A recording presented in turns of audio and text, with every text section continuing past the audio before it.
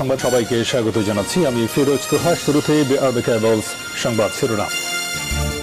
শুরুতেই জানাবো এই মুহূর্তে হাতে পাওয়া সর্বশেষ গুরুত্বপূর্ণ সংবাদ। নরসিংদীতে প্রকাশ্য দিবালোকে জনসম্মুখে এক ইউপি সদস্যকে গুলি ও জবাই করে হত্যা করেছে দুর্বৃত্তরা। এবারে জানাবো ডাকসুর সাবেক ভিপি নুরুল হক নূরের বিরুদ্ধে গ্রেপ্তারি পরোয়ানা জারি করেছেন আদালত। সোমবার ডিজিটাল নিরাপত্তা আইনের মামলায় শুনানি শেষে সাইবার ট্রাইব্যুনাল চট্টগ্রামের বিচারক জহিরুল কবির আদেশ দেন। জানাবো বিদেশে বন্ধু থাকা ভালো, প্রভু নয়। ভারত, ইসরায়েল, চীন ও রাশিয়ার মদদে 90% মুসলমানদের দেশে চিরস্থায়ী ক্ষমতা লোভে নিজ দেশে মুসলিম ক্লিন মিশনে নেমেছে আওয়ামী সরকার, এমন মন্তব্য করে জাতীয় গণতান্ত্রিক পার্টির জাকপা সহসভাপতি ও দলীয় মুখপাত্র রাশেদ প্রধান। এদিকে জেলে থাকা নেতাকর্মীর সংখ্যা নিয়ে বিএনপি মিথ্যাচার করছে বলে তালিকা চেয়ে দলটিকে চ্যালেঞ্জ ছুড়ে দিয়েছেন আওয়ামী লীগের সাধারণ সম্পাদক, সড়ক পরিবহন ও সেতুমন্ত্রী ওবায়দুল কাদের। জানিয়ে দেব, সারা দেশের কেন্দ্রীয় নেতাদের নিয়ে বর্ধিত সভা ডেকেছে বিরোধী দল জাতীয় পার্টি। আগামী 27শে এপ্রিল রাজধানীর ইঞ্জিনিয়ার্স ইনস্টিটিউশন মিলনায়তনে কেন্দ্রীয় এই বর্ধিত সভা অনুষ্ঠিত হবে। এবং সর্বশেষ জানাবো আন্তর্জাতিক সংবাদ। হামাসই আমাদের সবচেয়ে বেশি ক্ষতি করেছে। ইসরায়েলের যুদ্ধ মন্ত্রিসভার সদস্য গাদি আইসেনকোট গাজার প্রতিরোধ আন্দোলন হামাসের নাম না উল্লেখ করেই বলেছেন, মধ্যপ্রাচ্যে আমাদের সবচেয়ে দুর্বল শত্রুই আমাদের সবচেয়ে বেশি ক্ষতি করেছে। গাজা যুদ্ধে 6 মাস ধরে যুদ্ধ করেও সাফল্য না পাওয়া প্রেক্ষাপটে তিনি এমন মন্তব্য করেন। ইডিয়ট পত্রিকায় তার বক্তব্য প্রকাশিত হয়েছে। এতক্ষণ শিরোনাম শুনছিলেন, এবার বিস্তারিত। প্রিয় দর্শক, আপনি যদি এই চ্যানেলে নতুন হয়ে থাকেন, ভিডিওটি দেখতে দেখতে চ্যানেলটি সাবস্ক্রাইব করে আমাদের সঙ্গেই থাকুন। আর এই ভিডিও সম্পর্কে আপনি আপনার মূল্যবান মতামতটি কমেন্ট বক্সে জানিয়ে দিন। আর হ্যাঁ প্রিয় দর্শক, জানিয়ে দিন ভিডিওটি কোথা থেকে দেখছেন। নরসিংদীতে প্রকাশ্যে ইউপি সদস্যকে গুলি ও জবাই করে হত্যা। নরসিংদীতে প্রকাশ্যে দিবালোকে জনসম্মুখে এক ইউপি সদস্যকে গুলি ও জবাই করে হত্যা করেছে দুর্বৃত্তরা। সোমবার দুপুর 1:45টার দিকে নরসিংদী সদর উপজেলার আমদিয়া ইউনিয়নের পাকুড়িয়া বাজারে হত্যাকাণ্ডের ঘটনা ঘটে।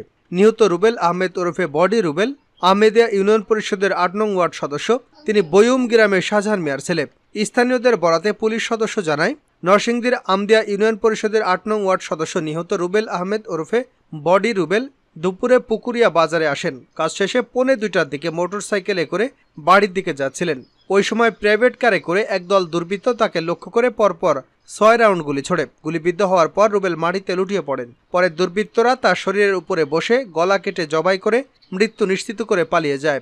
এলাকাবাসীর একটি সূত্র থেকে জানা গেছে, গতবার আমদিয়া ইউনিয়ন পরিষদ নির্বাচনে নিহত রুবেল আহমেদের সঙ্গে নির্বাচনে প্রতিদ্বন্দ্বিতা করেন ইমরুল।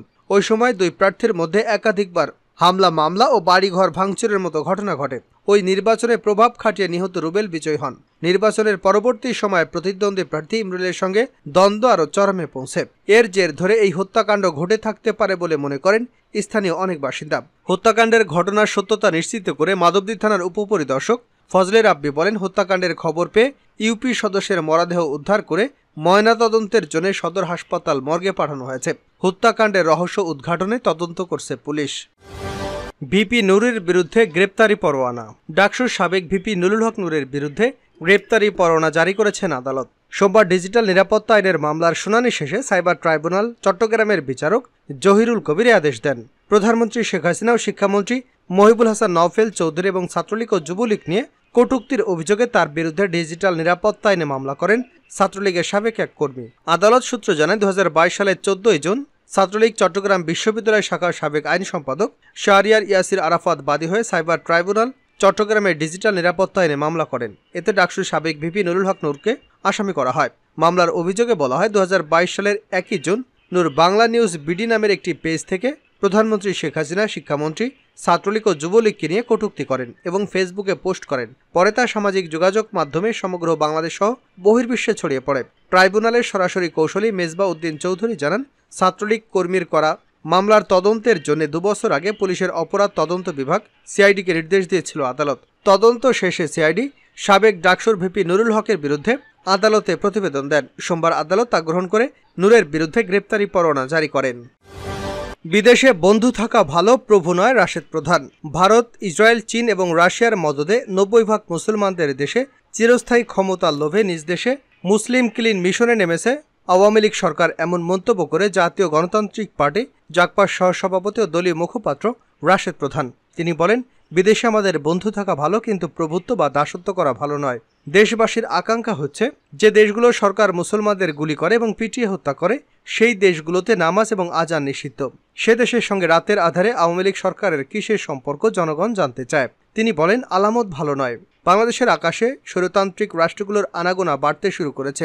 যে দেশের সঙ্গে বাংলাদেশের কূটনৈতিক সম্পর্ক নেই সেই ইসরায়েলি বিমান বাংলার মাটিতে এসে কি দিয়ে গেল বা কি নিয়ে গেল, কি তাদের নগ্ন পরিকল্পনা দেশবাসী জানতে চায়।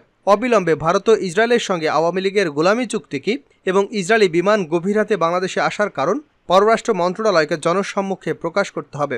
রাশেদ প্রধান আরও বলেন, বাংলাদেশে গত জাতীয় নির্বাচনের প্রকাশে ভারতীয় হস্তক্ষেপ এবং সম্প্রতি ইসরায়েলি বিমান বাংলাদেশে অনুপ্রবেশের ঘটনায় আমরা উদ্বিগ্ন এবং দেশবাসী আতঙ্কিত। কারণ এই জালিম সরকার শাক দিয়ে মাছ ঢাকার চেষ্টা করছে। আমাদেরকে ষড়যন্ত্রের গভীরে যেতে হবে। পার্বত্য অঞ্চল নিয়ে আমরা গভীরভাবে উদ্বিগ্ন। দেশবাসী হুঁশিয়ার থাকবেন। জাতীয় পার্টির মহাসচিব ও সাবেক এমপি আহসান হাবিব লিঙ্কন বলেন, এই সরকার সংবিধানকে পঞ্চদশ সংশোধনী করে তত্ত্বাবধায়ক সরকার ব্যবস্থা বাতিল করেছে। অথচ শেখ হাসিনার নেতৃত্বে আমরা এক সময় তত্ত্বাবধায়ক সরকারের জন্য আন্দোলন করেছিলাম, আর এখন তত্ত্বাবধায়ক সরকারের জন্য আন্দোলন করতে গিয়ে আমাদের জেলে যেতে হচ্ছে, গুলি খেতে হচ্ছে। সোমবার বিকেলে জাতীয় প্রেস ক্লাবের সামনে জাতীয় গণতান্ত্রিক পার্টি জাকপা আয়োজিত ইসরায়েলি বিমান বাংলায় কেন, সীমান্ত হত্যা থামবে কবে, পররাষ্ট্রনীতির সমাপ্তি কবে, জবাব চায় বাংলাদেশ শীর্ষক প্রতিবাদী অবস্থান ও বিক্ষোভ সমাবেশে নেতারা এসব কথা বলেন। বিএনপিকে ওবায়দুল কাদেরের চ্যালেঞ্জ। জেলে থাকা নেতাকর্মীদের সংখ্যা নিয়ে বিএনপি মিথ্যাচার করছে দাবি করে তালিকা চেয়ে দলটিকে চ্যালেঞ্জ ছুড়ে দিয়েছেন আওয়ামী লীগের সাধারণ সম্পাদক সড়ক পরিবহন ও সেতুমন্ত্রী ওবায়দুল কাদের। তিনি বলেছেন, কারাবন্দী ছিল 20,000, এখন সেটা 60 লাখ কি করে হয়? 60 লাখ বন্দির তালিকা অবিলম্বে প্রকাশ করুক, না হয় মিথ্যাচারের জন্য যাদের কাছে মির্জা ফখরুলকে ক্ষমা চাইতে হবে।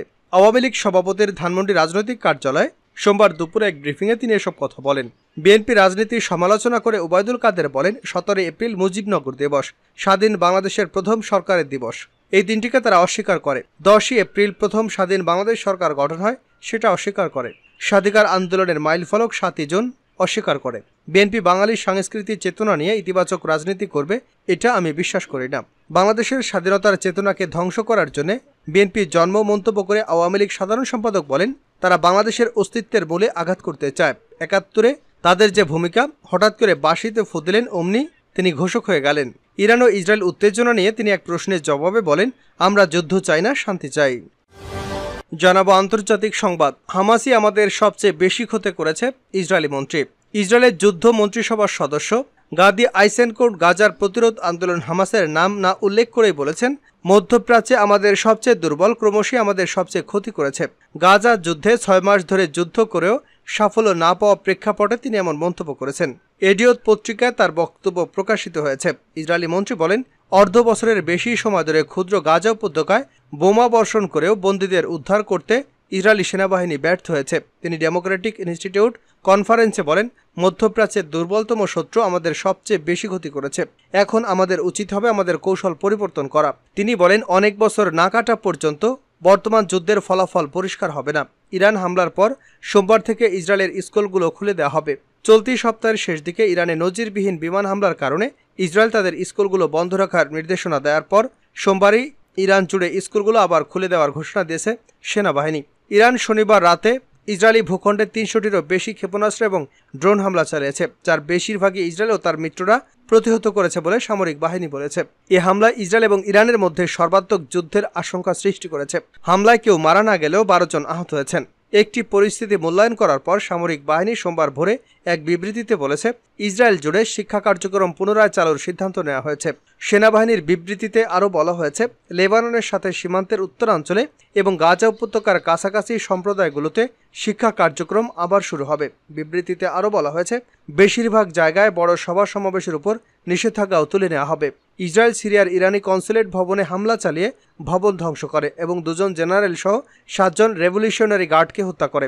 শনিবার তেহরান প্রতিশোধমূলক ইসরায়েল 300-এরও বেশি ক্ষেপণাস্ত্র ও ড্রোন হামলা চালায়।